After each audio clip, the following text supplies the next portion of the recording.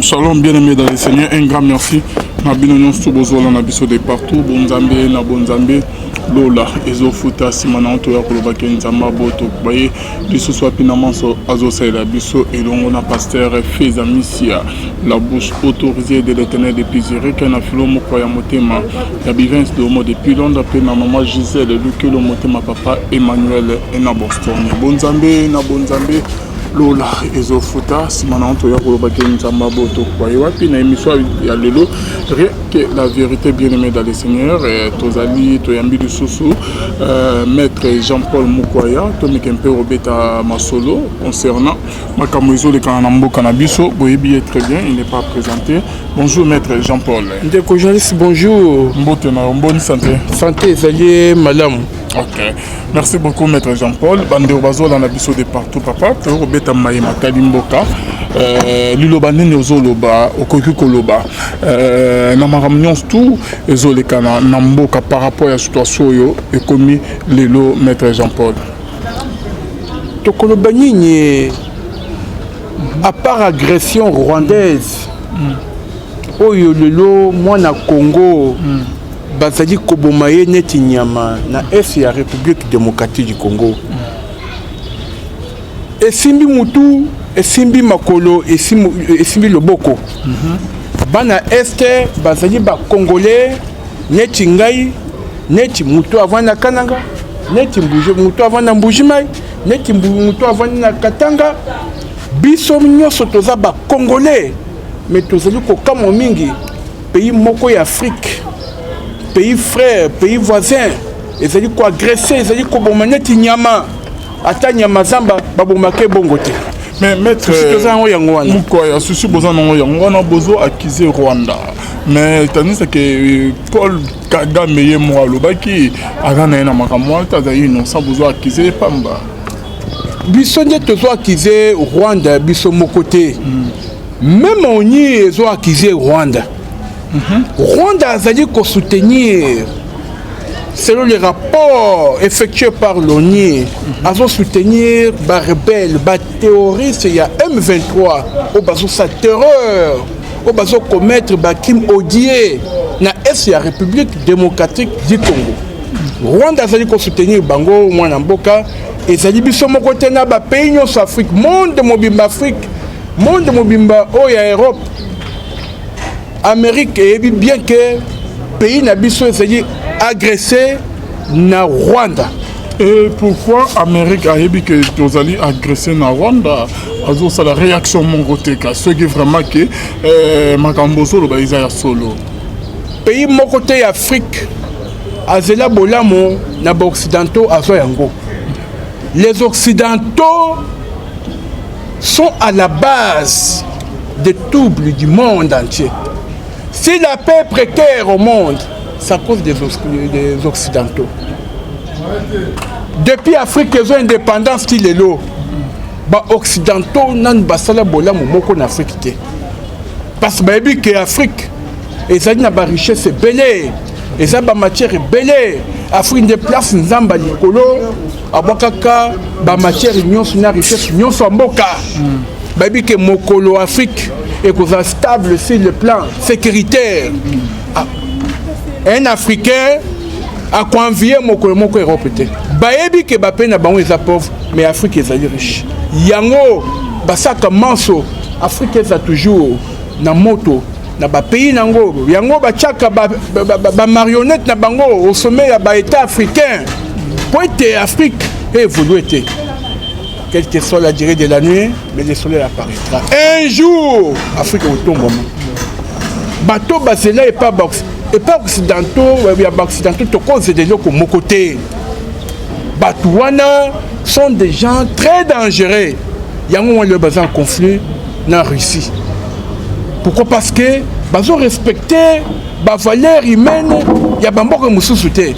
Pour les Bango, à part les occidentaux, ailleurs il y a les semi-bantous. Ailleurs il y a les animaux. Ce sont eux qui sont des personnes humaines. C'est ça les rêves. Donc, tu crois que vous n'êtes pas aux États-Unis et l'autre côté. Et l'autre côté, États-Unis pour Rwanda, à sa guerre, il y a Est. États-Unis à intervenir. na Ukraine parce que Russie a sali même au Rwanda azosala biso.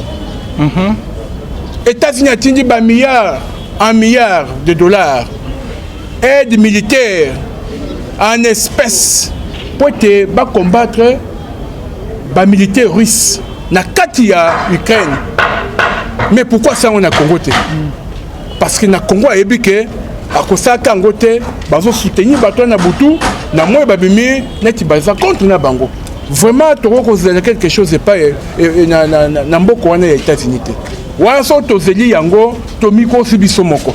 Maître Jean-Paul Ozolo Bakeno, États-Unis bazo soutenir Bakeno soutenir Ukraine par rapport à que Azali agressé na Russie maître Nabiso, mais par rapport à ce qu'on a au Yabiso, pourquoi bazo garder silence Radio Boye par rapport à Kaya Rwanda, mais bozo Bakeno la RDC était agressée par les Rwandais.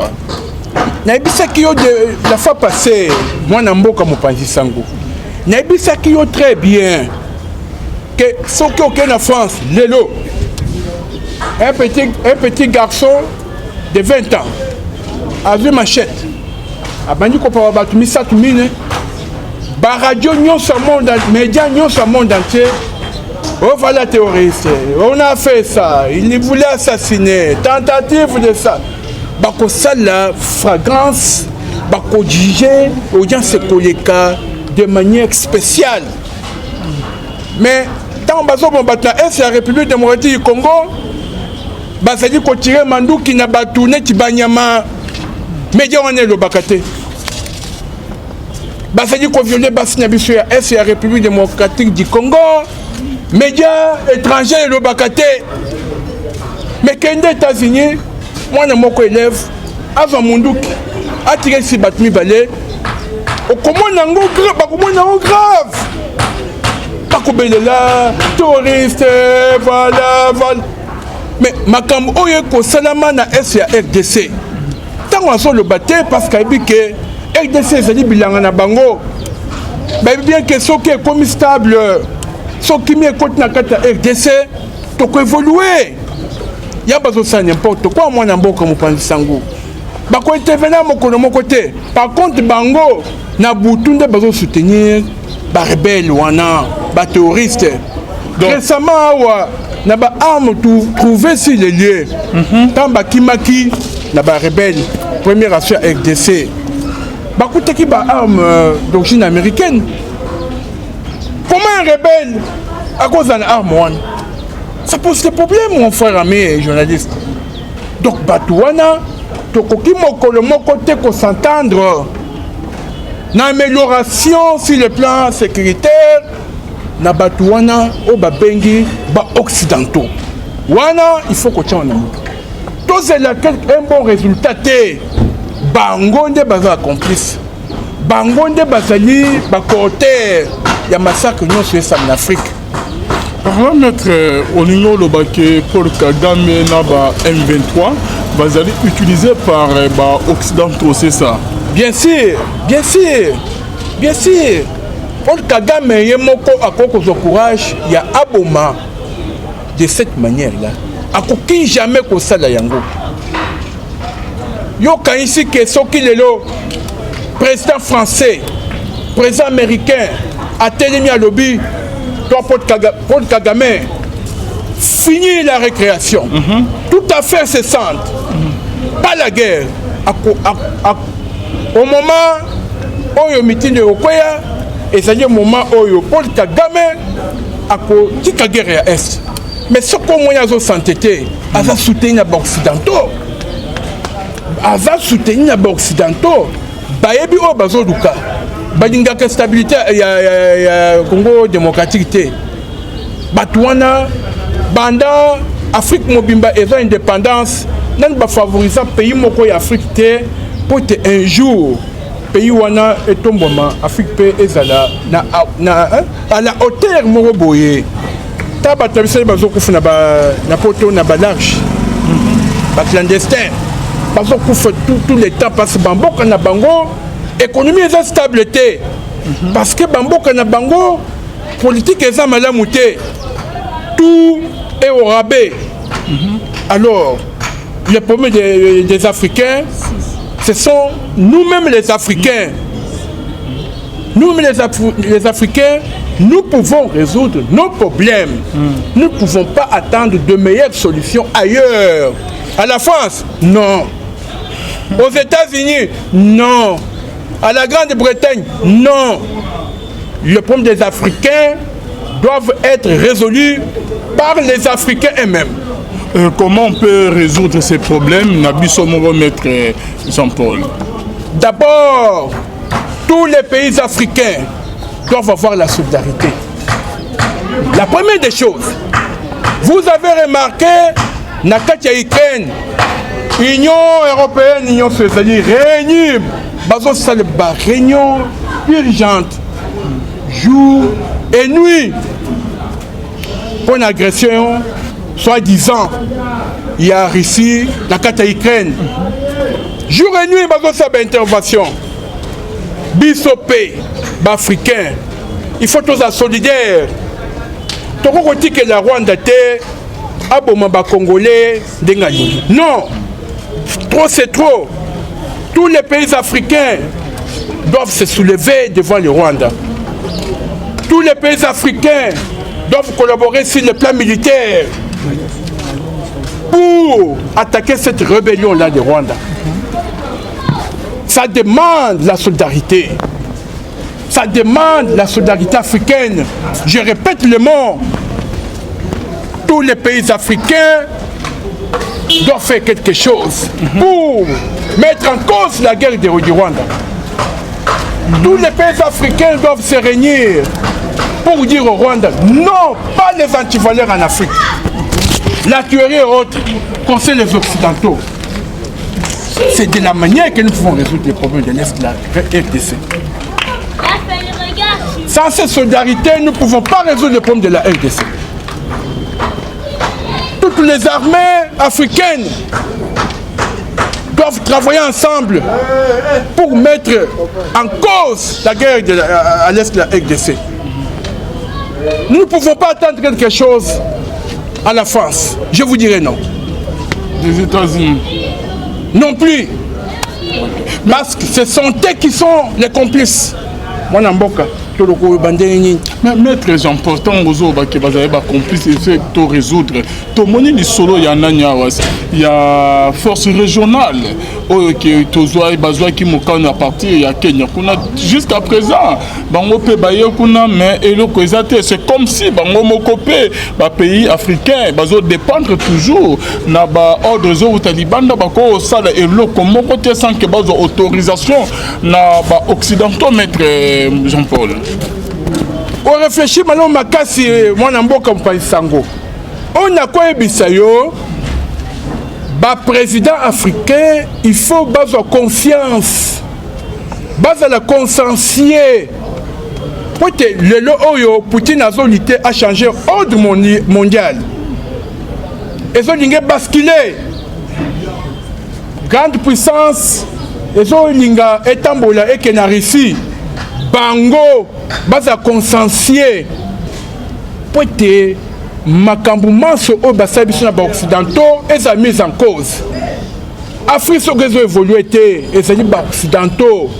Ba présent africain il faut pas comprendre, il faut baéba. Qu'est-ce qu'il peut faire? Parce que balobaka le juste passe mais leur lumière reste. Aux alliés au sommet de l'État. Aux au moins bien. Parce que Makambo wana ezo les cas, attends aux alliés diplomatiques, attends sa politique, on comprend comment Mboka la biso les alliés agressés dans l'armée étrangère, mais parce que carton rouge, balakisi yango au sassou zambako. Au moment où Mboka est en guerre, tous ceux jouer à la défensive, tous ceux à l'offensive, ça serait mieux que tous les présidents africains prennent conscience. Ils doivent raviser leur philosophie. Parce que les Occidentaux ont créé des problèmes partout dans le monde. Aujourd'hui, la paix est précaire à cause des Occidentaux. Partout dans le monde, ça pose des problèmes de la paix. Voilà ce qu'on avait fait en Libye. Vous connaissez tous. Voilà ce qu'il y a eu lié en Irak. Boebi Yango. Boebi Makamouman, ce qui est dans le monde entier, Mobimba. Au Colandela Kaka, au moins, qui sont des Occidentaux, Oyo, à la base, il y a peu précaire dans le monde entier. Maintenant, là, il y a un problème qui se passe dans le monde, lequel il faut changement de l'ordre mondial. La Russie veut changer le monde. Le monde doit quitter, selon la philosophie occidentale, pour peut-être qu'il y ait un monde libre, un monde démocratique, un monde où toute personne doit réfléchir en mieux. On ne doit pas imposer la volonté, que ce soit une volonté qui n'a pas d'avantage, que ce soit une volonté n'importe quoi, négative, mais on impose, on fait. C'est ce qu'on doit éviter actuellement. Il faut dire non aux Occidentaux. Il faut tourner le dos. Le temps est propice pour que les Africains prennent conscience de faire mieux. C'est ce que je peux vous dire, une des journalistes. Les Américains ont déjà qu'aucun pays africain a un soutien militaire que vous n'êtes pas russe, Maître Jean-Paul. Aux hommes montré que les pays Moussoussou, mais un peu qu'on s'est retiré, mais un peu qu'on zonga sima, na ba propos, comment déjà va soutenir, voire même ministre de la défense, n'a pas na Russie, mais jusqu'à présent, armes éthiques. Non, journaliste, il est maintenant temps. Il y a qu'à battre père. Il est temps, il y a qu'aux au-delà, il y a qu'au banga. Tout le monde qui naît a lui les gemmes des morts. Tous nous sommes tenus à la loi de la mort. Quand on est vivant, on doit faire en sorte que la paix soit enterrée. Le moment est propice pour dire non à la paix. On doit faire quelque chose. On doit faire quelque chose. Vous voulez que les autres présidents puissent finir comme Saddam Hussein, comme comment il s'appelle encore le président, il y a Maroc et Kadhafi. Au moins, on a tous les occidentaux, Soukana Bango, Soukamabe, Maître Jean-Paul. Des journalistes ont dit que la mort concerne tout le monde. Tout le monde qui naît. Le président de la Libye. Le monde n'est pas celui-là. Nous sommes dans un monde nouveau. Il y a la Russie. Non, vous respectez. Vous respectez la souveraineté de Bamboka Nyos Afrique. Mais le président africain n'a évité. On doit mourir pour la nation. Lorsqu'on est chef de l'État, président de la République. Acceptez de mourir, mais que vous laissez les changements. Il ne faut pas mourir pour rien et que Dieu vous a placé là-bas pour amener les changements. Vous n'amenez rien. Je vous conseillerais. Il faut dire que bon, moi, je suis chef de l'État, d'un État tel. Je vais mourir demain ou après-demain. Parce que la terre appartient à Dieu. Il faut dire non aux Occidentaux. Il faut s'organiser sur le plan militaire. Il faut moderniser l'armée. Un tout petit pays comme le Rwanda. Un tout petit pays comme le Rwanda. Si nous allons sur le plan géographique, vous allez intervenir que le Rwanda c'est comme une province de la RDC. Mais pays où on a Mukebongo, Munenawa, notre province, il y a Bandundu. Comment il Rwanda. Non! Pourquoi? Parce que notre armée a été fragilisée par les Occidentaux.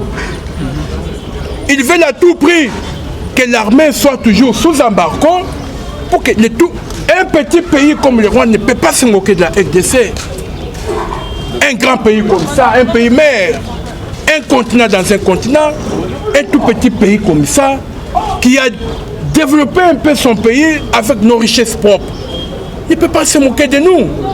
Donc il est question maintenant, comme les Occidentaux veulent toujours adopter l'embargo pour l'armée congolaise, on doit tourner les dos vers la Russie. Nous allons signer le contrat militaire avec la Russie nous aurons des armes qui vont détruire les tout petits pays comme le Rwanda là. Notre armée doit répondre aux besoins de la RDC. Ce n'est pas l'armée des Occidentaux. On ne doit pas se référer aux Occidentaux. Donc on se référer à la Russie, à la Chine. Pour que l'armée s'organiser et se défendre. Voilà. Il y a Russie et Chine, mais les Américains sont partenaires privilégiés dans le partenaires privilégiés dans le Congo. Qu'est-ce qui nous va tout non? Mais c'est comme ça, mon ami. Pour votre information, où est le problème? On peut changer face. Aux autres, pas Moutozo Lingaye, il y a Zolingote, au Tingamanaye. C'est clair, c'est la loi de la nature. Est-ce qu'on peut changer Yango? Je vous dirais non. Une chose difficile, oui. Maître Jean-Paul Mukwaya, pour que Konzinabiso, Bamekempe, pour celle de Makaniso Yozo Pesa.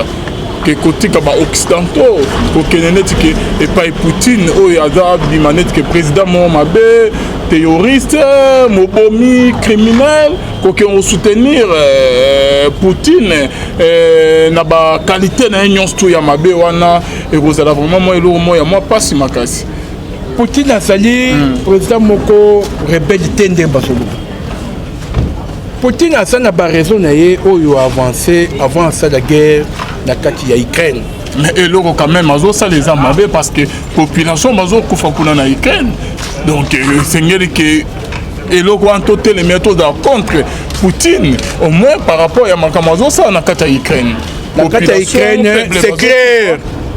Et oyo zo sam na ba occidentaux bazo linga na monde entier mouvement bango ba régner. Et là quand ça bango ça zoua. Il faut comprendre makambo wana. Parce qu'on a même aux Congo, nos partenaires privilégiés na biso. Est-ce que vous avez des conséquences sur le Congo, Maître Jean-Paul? C'est pour cela qu'on est chef de l'État.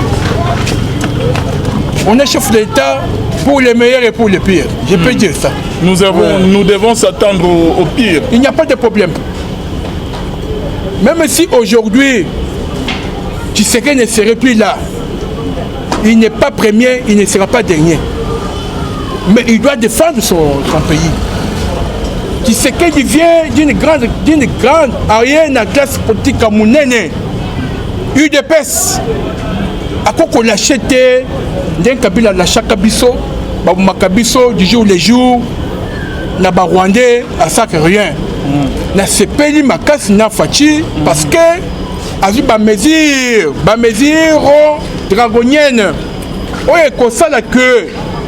À la prochaine occasion, ce qui va relation normale entre les Rwanda, Rwanda est pour respecter les droits, les obligations des pays voisins. C'est ce que je peux vous dire. Maître Mukwaya, après Bunagana, où ils ont été occupés pendant quelques mois, aujourd'hui, Rutshuru, avec quelques villes sous le contrôle, il y a M23. Mais nous sommes sous embargo. Nous allons sous embargo. Nous sommes armés. Conseil de sécurité et côté récemment. Pour comprendre que les pays massaux, il y a occidentaux, il y a prolongation, il y a embargo. Il y a RDC. Mon histoire reconnaître que M23 arme ya makasi biso tozana embargo et tout ça ni toni ma proposition M23 pensa ki il y a dialogue caméra et animé que tout le na dialogue. Comment vous trouvez ça? Parce que arme occidentaux moko ba négocier jamais na ba terroriste biso état congolais, grand État, un État qui a eu son indépendance, ça fait plus de 50 ans. Donc qu'on négocie avec les terroristes, ça n'a pas de sens. Ça n'a pas de sens parce que le monde entier, les terroristes, il faut il faut qu'on négocie avant pourquoi. Alors pour trouver la paix, non, on n'arrive pas. La paix d'un pays s'impose. Et ça, quand l'Occidentaux te battu à l'arme. Si les armes sont ma casse mingi, l'autre monde Ukraine a ça joué beaucoup de mobile. Ce que moi et l'Ukraine a cela veut dire que les pays peuvent nous des armes, il y a ma casse pour les Bango. Donc on négocie les pays où on a tous les armes pour imposer. La paix s'impose. Donc, si je vous comprends bien, maître Moukwaya, les alliés il y a des occidentaux, des embargo, des soutenir, évidemment, M23 dans minute. Oui, souci occidentaux, balkanisation. Et pourquoi? Parce qu'il y a des Mali et Soudan. Mais aussi, heureusement, le chef de l'État actuel, Kachamboka, a comprendre carte na bango. A clair. Et il y a Simba na Kabila. Na fatia ko Simba te. Bazo ni to comme Congo du Nord, Congo du Sud. C'est tout ce qu'ils ont fait dans le monde entier. Yango bazo ya nango na Congo. Parce que que Congo est munene, les abarigés c'est belé, il faut bakata yango. Mais ko Simba te. Maître Moukwaya, na bando bazo la par rapport il y a ba makambo ezo le kana ba guerre, ba comme déjà na Rutshuru. Oui, ezali musikate na Goma. Idée na bango ezali bazo peu Goma ou comment mais on expliquer biso. Mais c'est clair non, bazo avancer vers Goma.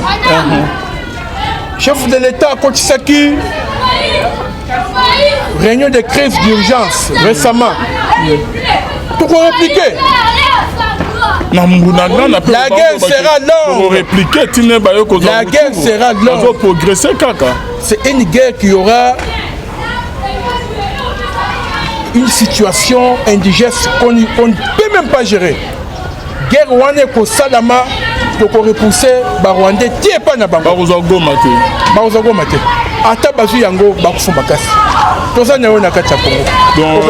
Donc vous faites confiance na chef de l'État. Pourquoi pas? Moi na mabele, moi na mboka ça clair. Ce qu'on a dit par réunion azo sala, ça même pas impliqué dans cette situation wana. Azo lité 10 jours les jours. Pour te mboka nyeza pacifier. Nazo soutenir moi na mboka Tshisekedi Félix. Nous allons soutenir l'armée Nabiso FARDC. À 100% même, je peux vous dire. Et au niveau par rapport au président Moussous, les cas qui Fatia dans la Bolingo, il y a un peu de souci. Mais à ça, Fatia ne vient pas du néant. Félix Tshisekedi vient d'une grande famille. La famille de son père. C'est son père qui a mené la théorie de la démocratie dans ce pays. Fachi a outi place moko ya jeté à parvenir à outi au Borate. Moi Namboka Félix Tshilombo Tshisekedi a outi la katia politique moko ya munene na katia Afrique. Donc ça a confiance à 100%. Tu es que à convaincre Mungunda. Tu es que à convaincre Mungunda na katia Congo, à cause na Rwanda. Abandé déjà vu petit ambassadeur na Bango, bazon c'est na ok, ambassadeur n'a pas déjà. Avec explicité, c'est 48 heures, ce que Sakani va bête film. 48 heures, donc rupture entre relations. Mais c'est tout, les relations deviennent difficiles. Na Rwanda. Mais c'est tout. Tant que Bengana représentant d'un pays, n'a qu'à un pays accrédité, cela veut dire que la relation diplomatique est éteinte. C'est tout. Et Fachi est prêt à tout. Il est prêt à tout. Nous allons faire la guerre. Soit c'est la guerre totale, soit c'est la paix totale. C'est clair, c'est clair. Contre les Rwandais, de Paul Kagame. Soit c'est la guerre totale, soit c'est la paix totale. Sous l'embargo. Embargo wana ezali ya occidentaux. Tozo négocier économique na Chine, na Russie, tozo ba armes oyo ko répondre. Na oya ba rebelle. Bientôt là. Okay, merci beaucoup, Maître Moukwaya. Bientôt là. Ambassadeur na biso ya Rwanda. Ake bozo bengana ye et ya biso pe na Rwanda kuna asaye balongoli déjà ou comment? Non, c'est normal. Pas qu'on rappeler. Pas qu'on rappeler na mboka ne azongi toko sada toko na ba relation diplomatique normale na pays azo agressé. Pays azo boma ba kongole ti banyama. Ata banyama zamba. Ba bon te. Toi qu'on négocie pe wana pourquoi? to mettre fin na ba relation diplomatique RDC eza kati Afrique to négocier to ça bien na ba pays mususu mais Rwanda te Rwanda c'est un pays agressé. C'est un pays agressé. Nous ne pouvons pas être en bonne relation avec. Le message nous encore pesa kasina bakonzi ya Rwanda. Président ya Rwanda Oya Zolanda biso. Président Paul Kagame, toi, tu es africain. Les Africains ont les valeurs qu'ils respectent. Un blanc, c'est un couteau à double tranchant. L'armée, Munduki Ozoboma Congolais, tant tous les jours.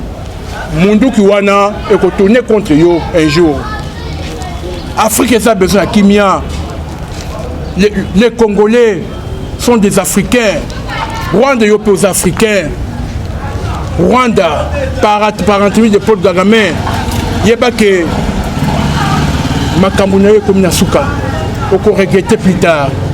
Mundele a été songi entre les Africains, aux alliés africains, Paul Kagame. Moutozo Bomaza africain. Les Congolais ont besoin de la paix. Nous ne voulons pas le massacre. C'est ça tuer les Congolais. C'est ça même massacrer les Congolais. Ce sont des innocents, sont des êtres humains. Ils méritent de vivre en paix. Rwanda, par entremise, il y a Paul Kagame, Bandewab africain, Makile Tangimingi, Zakana Mawa. Tout vient, tout passe. Rwanda, il y a qu'un jour, Congolais Zoboma, Netibanyama, Barobomope. Je vous rassure, il est temps de cesser le massacre. Il est temps de négocier avec votre frère qui est chef de l'État, président de la République de la RDC. Il y a qu'à négocier, retirer les troupes dans l'Est, les Africains, les Kimia. C'est ça la bonne théorie que vous allez mettre en pratique. C'est ça que je demande pour Kagame. Réaction par rapport à Toyoki qui est général John Numbi, ex-général na Rwanda. Oui, bien sûr. Nalanda qui peut, Nolanda qui peut, Yope, qui est général John Numbi, Azali Nakati a rebelle, où Azali ko massacré, ko tué les Congolais na Est. Il n'y a pas de problème. À choisir, va à la rébellion. Azamakas. Voilà ce que je peux vous dire. Merci beaucoup, Maître Japon. C'est la fin de notre émission. Message Noé Yasuka. Na bande konyons tout, bayimbo konyons tout, balandaki au début jusqu'à la fin. Au petit message. Message na repès na ba pays nyons africains. Tous en solidarité. Tous landa makambo oyeleki na Ukraine. Ukraine agressée par la Russie. Ba pays nyons européens. Et il y a une aide militaire. Et il y a une aide en espèces, et il y a une aide en nature. C'est une solidarité européenne. Pourquoi solidarité ou en Afrique? Les pays africains, les africains à l'Est, les africains à Zalinani, les africains, les Tibango, les Kopot Kagame. Les pays africains, les Samandou qui n'abino. Poete boloba non na bantivaleur oyo bazali kosala na Rwanda na kata RDC. Il est temps que tous les Africains soient solidaires pour dire non à la manipulation occidentale. Il est temps que tous les chefs d'État africains puissent se réunir. C'est ça le moment. Depuis que les pays africains ont indépendance, de développer Bamboka na bisoté. Parce que les Occidentaux ont même mis, ils ont manipulé Bissot. L'État est propice pour que les chefs d'État africains aient la même morale, ils armée na Bango, place sur tout terrorisme, mes alliés, armée africaine, il faut intervenir. Voilà tout ce que je peux dire. Le peuple africain, particulièrement, on a quoi les Congolais. Moutouaza au pouvoir, Azali Mouana Congo, de père et mère. Moutouaza au pouvoir, raison sans soucier, pour ne pas valeur, na massacre, na crime odié, pour commettre la Est. soutenir ye toza nsima mokonzi ya mboka po tobengana monguna oyo azoboma bakongole na est tosoutenir armée na biso topesa yango confiance po te jour ntango mboka ezali na kati ya kimia iya moyen ya kodévelopper ntango mboka ezali na kati ya guerre pillage massacre tokodévelopper te. Voilà en grosso modo ce que je peux dire aux Congolais en particulier. Moi, je pense que le message n'est pas qui n'a pas union sur Balandi Biso. Votre numéro de contact, papa? Tous les lots, na état de droit. État de droit, ils ont ça, nango. Tous les période d'abord homme forté. Est-ce qu'il y a encore une fausse commune? Est-ce qu'il y a encore un enlèvement? Donc, ce qu'on a un problème. Il y a justice. Nazali mettre avocat, il y a le loté, il y a Kala. Ben on a le numéro 081 238 22 88. Et ça WhatsApp. Soko bengi pour trouver solution. Makambo maso et ça qui toque. Congo un jour tokozala le premier la lobby. Merci beaucoup. Merci Nabino Nyonsto Bolanda Biso Bonzambe na Bonzambe Lola Ezofuta. C'est mon entourage au Bakenzamba Boto Kwaye Souai. On se retrouve à la prochaine. Bye.